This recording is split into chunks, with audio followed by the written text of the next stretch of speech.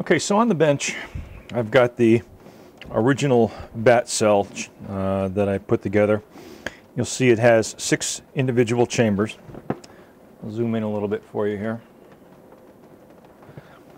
Here are the 6 original chambers, and the intent is to create a cell that now has 7 chambers. So if I'm able to rebuild the cell into this enclosure, that'll be great, because that means I don't have to buy any more acrylic, which is pretty expensive, I found, especially 3/8 and 1/2 inch.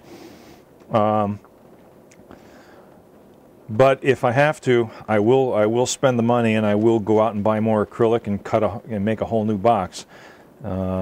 It may end up being a little bit bigger simply because the nuts that go on the 5/16 inch stainless steel threaded rod are considerably thicker, and that might increase the total dimension of the plate stack assembly beyond what the original box is. So I'm going to do my best to rebuild it in this box.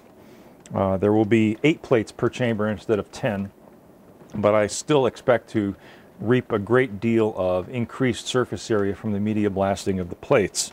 So even though I'll have fewer plates, I will still have at least twice to maybe 3 times the actual exposed surface area. One of the benefits of building the box the way I did with Goop Marine adhesive is that I am able to do something like this. Get my pocket knife out.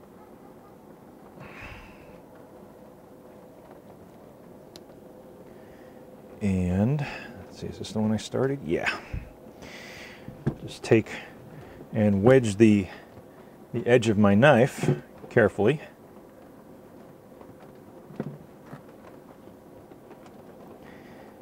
into the seam, and it just splits right apart.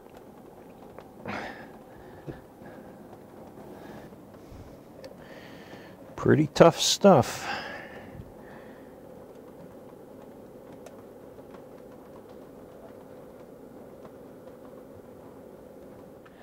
I'm going to try and score these adhesive edges with a razor knife. See if I can't get these to break free a little easier.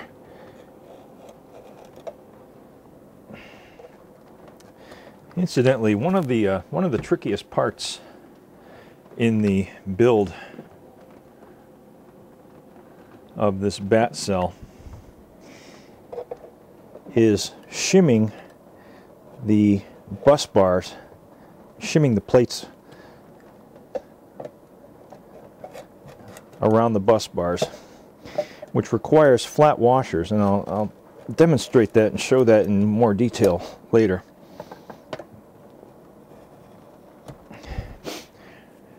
But in order to get the spacing that you want in the plates just right, so that you have the thickness of the plate plus the gap in between the plates, you need to have a stack of washers in between every other plates that is just the right thickness to maintain the spacing that you want between the plates.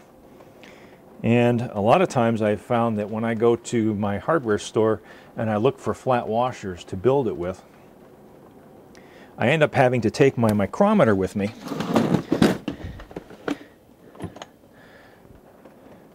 This guy right here. All right. There we go. And literally hand select my washers based on the thickness in thousandths of an inch, so that my end product will be what I desire.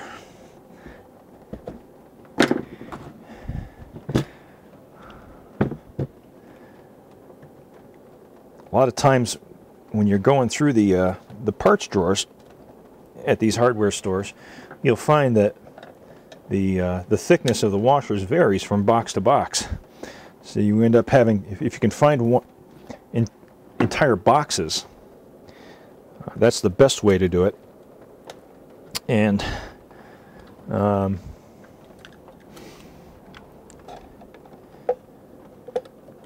select them by batch, because I think they probably have different vendors that they use.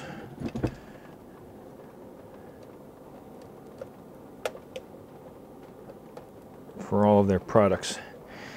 And it looks like this is about ready to let go. And here it goes.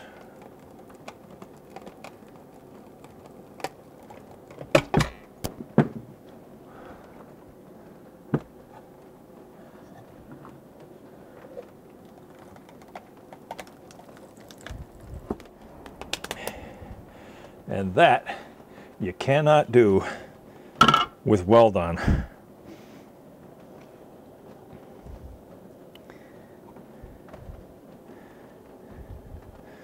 And now the adhesive,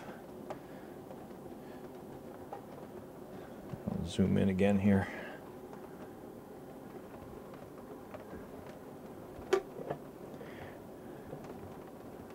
Will just peel away from the plastic like that, and you end up with a nice clean surface to work with again.